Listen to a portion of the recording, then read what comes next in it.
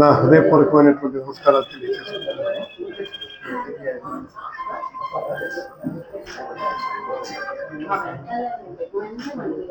మీకందరికీ ఆశ్చర్యం కలిగించదు. నేను సీతారాం గారు ఇంత ఎక్కడికి వచ్చి ప్రెస్ మీట్ పెడుతున్నారు అనుకో. ఎస్, నేను ఖచ్చితంగా ఇప్పుడు చిన్న చిన్న ప్రెస్ మీట్లు అయితే అక్కడ చేస్తాను, కానీ ఇక్కడ నుంచి రాష్ట్రానికి సంబంధించినటువంటి ఇష్యూస్ ఏ వచ్చినా కానీ నేను ఇక్కడి నుంచే ప్రెస్ మీట్ అడ్రస్ చేస్తాను. అయితే రాష్ట్రంలో ఇటీవల కాలంలో జరుగుతున్నటువంటి పరిణామాలు చూస్తే చాలా ఆశ్చర్యకరంగా ఉంది, ఆందోళనకరంగా ఉంది, చాలా దురదృష్టకరమైనటువంటి పరిణామాలు. నేను ఇంచుమించు నాకు 45 సంవత్సరాల అనుభవం రాజకీయం. ఈ రాజకీయంగా ఉన్నంత కాలం నేను గమనించేది ఇంతటి దురదృష్టకరమైనటువంటి పరిణామం, అసహ్యకరమైనటువంటి పరిణామం నేను ఎన్నడూ చూడలేదు. యాదృచ్ఛికంగా ఎక్కడో ఒక దగ్గర ఒక సంఘటన జరిగితే దానికి రియాక్టివ్గా ఏదో జరిగి అక్కడ క్లోజ్. అందుకు సంబంధించినటువంటి వ్యక్తులు ఎవరైతే ఉంటారో వాళ్ళు పోలీసులు పట్టుకుపోవటం, మిగిలినటువంటి చర్యలు చేపట్టడం అది సహజంగా జరుగుతున్నటువంటి కార్యక్రమం. కానీ ఇవాళ ఈ ప్రభుత్వం అధికారంలో వచ్చిన దగ్గర నుంచి కూడా గమనిస్తే అసలు ఈ రాష్ట్రంలో ప్రభుత్వం ఉందా, ప్రభుత్వం లేదా అన్నటువంటి పరిస్థితి. ఓకే, గెలిచేటంత వరకు మనం ఒక రాజకీయం చేస్తాం. ఓకే, అది అయిన తర్వాత ఆఫ్టర్ ఓవర్ ది ఎపిసోడ్ రాష్ట్రంలో ఉన్న వాళ్ళంతా కూడా, నీ దృష్టికి వచ్చినటువంటి వాళ్ళంతా కూడా సమానులుగానే ఒక ముఖ్యమంత్రిగా నువ్వు చేపట్టాల్సినటువంటి కార్యక్రమం ఏమిటి? లేదు, అది కాదు, మాకు ఇందుకోసమే ఓట్లు ఇచ్చినారు అని మీరు అనుకుంటే మేము చేయగలం. The people will decide ensuing forthcoming actions. దానికోసమే కాదు, ఇవాళ జరిగినటువంటి సంఘటన మనకి ఎవరిది, అంబటి రాంబాబు, జోగి రమేష్ వాళ్ళ ఇళ్ల మీద జరిగినటువంటి సంఘటనలు చూస్తే చాలా దారుణాతి, అత్యంత నికృష్టమైనటువంటి చర్యలు, దురదృష్టకరమైనటువంటి. ఇవాళ ఈ సమస్య మీద ఎస్పీని కలిసి ఎక్స్ప్లెయిన్ చేసి మాకు న్యాయం చేయండి అని అడగటం కోసం వెళ్ళి వాళ్ళకి కూడా ముందు ఫోన్ చేస్తే రమ్మనమాట. ఎస్పీ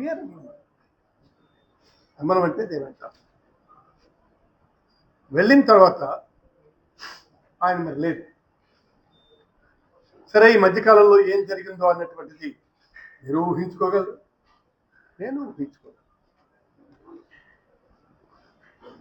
ఒక ex home minister, ex MP,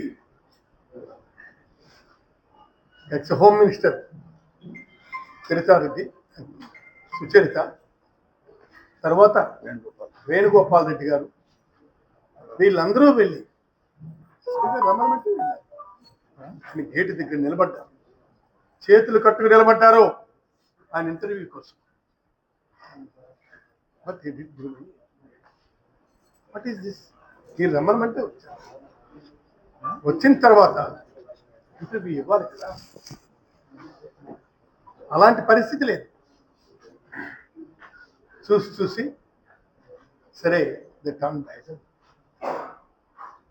this the way of the SP, this the tendency of the SP. మనం ఒకసారి ఆలోచించుకోవాలి.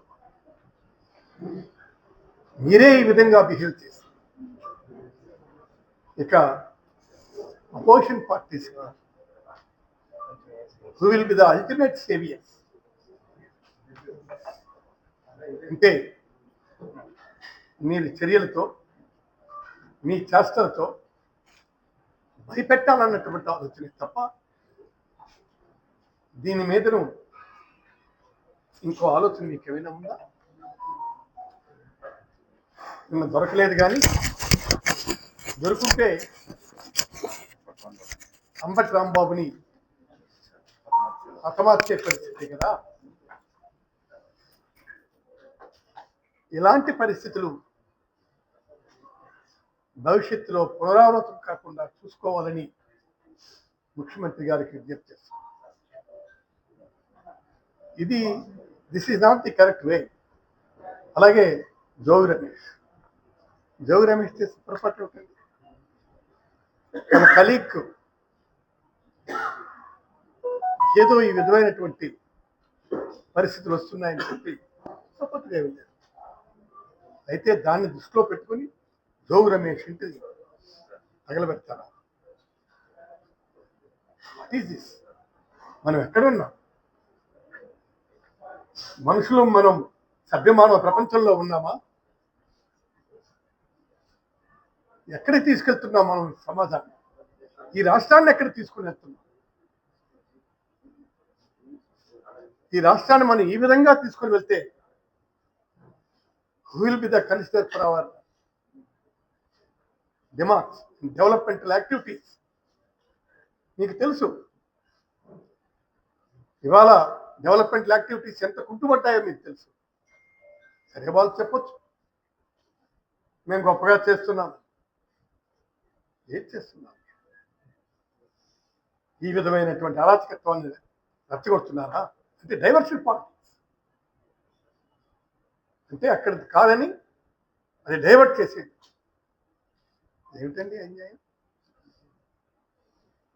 తిరుమల లడ్డూలో మొత్తం అందరూ చెప్పారు, మేము మొదటి చెప్తున్నాం ఇది కాదు మీరు చెప్తున్నటువంటి అసత్యాలు అని. అయినా మీరు ఏదో చెప్తున్నారు. మీ వంతపాడినటువంటి పత్రికలు రాస్తున్నాయి. అది కాదు కదా. ఇవాళ సిబిఐ సిట్ ఖచ్చితమైనటువంటి రిపోర్ట్ ఇచ్చింది. సిట్కి మించినటువంటి అథారిటేటివ్ ఇంకేట్ లేదు కదా. అథారిటేటివ్ ఇంకేట్ లేదు కదా. ఇంకోటి ఏర్పాటు చేసింది సుప్రీంకోర్టు ఏర్పాటు చేసేటువంటి సిట్. అది కూడా తప్పేనా? వాళ్ళు ఏదది కాదు కాదు ఎన్డీసీ ల్యాబ్స్ కరెక్ట్ అంటారా? ఎన్డీఆర్ సుప్రీంకోర్టు సిట్ అన్నటువంటిది మన సిబిఐ సిట్ అన్నటువంటిది చాలా స్పష్టంగా వికాసగా ఇచ్చింది. ఇందులో ఎలాంటి జంతువుల కొవ్వు కానీ లేదా చేపలు కానీ లేదా ఇంకే విధమైనటువంటి కొవ్వు పదార్థాలు ఏమీ లేవని చెప్పిన తర్వాత ఇక దానికి అర్థాంతం ఎందుకండి? బాధ్యత కలిగినటువంటి ముఖ్యమంత్రిగా రైట్ మేము ఏదో అనుకున్నాం, ఇది తప్పు, మేము అంగీకరిస్తున్నాం కాబట్టి ఇక్కడి నుంచి దీన్ని మేము వదిలేస్తున్నాం అని చెప్పి మీరంటే మీ చేష్టలు మీ చర్యలు అందరూ అభినందించుండేవారు. కానీ ఇవాళ మీరు చేసింది ఇంకా దబాయిస్తున్నారు. I am right, is wrong. Wrong రైట్కి ఒక ప్రామాణికం ఉంది కదా. ఆ ప్రామాణికం కలిగినటువంటి సంస్థ చెప్పింది ఇక్కడ ఏమీ జరగలేదు. అలాంటి సంస్థను మనం కాదని వాళ్ళు చెప్పినటువంటిది కాదు. భూంగా మొట్టమొదట సిబిసిఐడి రానివ్వండి, సిట్ రానివ్వండి, ఎస్బీఐ సిబిఐ సిట్ రానివ్వండి అన్నారు కదా. మీరు అన్న తర్వాత ఇప్పుడు మాట మార్చడం ఏంటి? This is not fair. ఇవాళ మీరు చేస్తున్నటువంటిది ఏమిటి? కోట్లాది మంది ప్రజల ఆరాధ్య దైవం శ్రీ వెంకటేశ్వర స్వామి ప్రసాదంలో కలిశాయంటే భక్తుల మనోభావాలు ఎంత దెబ్బతిన్నాయో తెలుసా మీకు? అంటే మీ రాజకీయం కోసం ఏదైనా సరే చెప్తారా? చెప్పండి. ఇది ధర్మమా? ఇది న్యాయమా? దీన్ని ఈ విధంగా చెప్పొచ్చా అని మీరు అనుకుంటే కాదు కదా. చెప్పండి. బాధ్యత కలిగినటువంటి పార్టీ మీరు, డిప్యూటీ సీఎం గారు, మీరందరూ చేస్తున్నటువంటి పరిస్థితి. ఆర్డ్ వెంకటేశ్వర ఈ దేశమే కాదు, విదేశాల నుంచి కూడా ప్రపంచం మొత్తం మీద భక్తులు ఉన్నారు. ఆ భక్తుల కోరికలను ఈ విధంగా నెరవేరుస్తున్నారు. మన ఆంధ్ర రాష్ట్రం వస్తే ఒకసారి తిరుమల వెంకటేశ్వర స్వామిని దర్శించుకొని వెళ్తే గౌరవంగా ఉంటుంది అని ఆలోచించినటువంటి వారు. అయితే కాదు, అక్కడ నుంచి వస్తే విజయవాడ కనకదుర్గమ్మ తల్లి, అలాగే అన్నవరం సత్యనారాయణ స్వామి, అలాగే విశాఖపట్నం సింహాద్రప్పన్న స్వామి, ఇక్కడ మన హరసవెల్లి సూర్యనారాయణ స్వామి, వీళ్ళందరినీ దర్శనం చేసుకొని వెళ్తే బాగుంటుంది అనుకునే భక్తుల మనోభావాలు మీరు వెంకటేశ్వర స్వామి ప్రసాదంలో ఇవన్నీ జరుగుతాయని చెప్పిన తర్వాత ఎంత మానసికంగా బాధపడుతున్నారు. ఇచ్చిన హామీలు నిలబెట్టుకోలేక మీరు ఈవేళ చేస్తున్నటువంటిదంతా ఇవే డైవర్షన్ డైవర్షన్ డైవర్షన్ పాలిటిక్స్. ఇవాళ విశాఖపట్నానికి ఏంటండి అది గీతం యూనివర్సిటీది ఏం చేశారు మీరు? ఈ విధమైనటువంటి పరిస్థితిని మీరు తెచ్చిపెట్టారా? గీతం యూనివర్సిటీది అది అక్రమంగా చేస్తున్నారని చెప్పి మొత్తం గత ప్రభుత్వం అడగొడితే మీరు ఈవేళ సక్రమం అని చెప్పి మీరు ఏ విధంగా చేస్తారు? నేను అడుగుతున్నాను భరత్, ఏమయ్యా భరత్, ఇదేనా ఒక పార్లమెంటు సభ్యుడిగా నీవు చేయాల్సినటువంటి వ్యవహారం? ఇదేనా? ఒక ప్రభుత్వం పుట్టింది, రైట్? ఇది అది it is right are wrong? మీరు అది క్షుణ్ణంగా తెలుసుకున్న తర్వాత మీరు యాక్షన్ తీసుకోవాలి. క్షుణ్ణంగా తెలిసిపోయింది. ఇంత జరిగినప్పటికీ మీరు దాన్ని రెగ్యులేట్ చేసి మీరు దాన్ని స్వాధీనం చేసుకునే ప్రయత్నం చేస్తున్నారంటే ఏం ఎంపీవయ్యా నువ్వు? రేపు ఉదయం ఈ ప్రశ్నిస్తే రేపు ఏం సమాధానం చెప్తారు మీరు? చెప్పండి. అదే నేను అనేది. దీనికోసం ఆంధ్ర యూనివర్సిటీ అనే 100 ఏళ్ల చరిత్ర కలిగినటువంటి ఆంధ్ర యూనివర్సిటీని మీరు మసకబారించారు. దీనికోసం అని చెప్పి ఒక ప్రైవేట్ ఎడ్యుకేషన్ సంస్థ చెయ్యి పెట్టి కాపు కాసి పైకెత్తారు. అది ఎవరు? లోకేష్, భరత్ కుమార్, వీళ్ళంతా కూడాను టోటల్ అంటే టోటల్ అయితే ఇచ్చేస్తామా? ఇచ్చేద్దామంటే ఇచ్చేద్దాం. వీళ్ళు వస్తే వాళ్ళు వస్తే వీళ్ళు ఇష్టానుసారం ఇచ్చారు. ఇది ఎవరు చేసినా తప్పు. ఇలాంటి పనులు ఎవరు చేసినా తప్పు అని చెప్తున్నాను. లా అండ్ ఆర్డర్ పరిస్థితి అంటే ఇదా? చెప్పండి.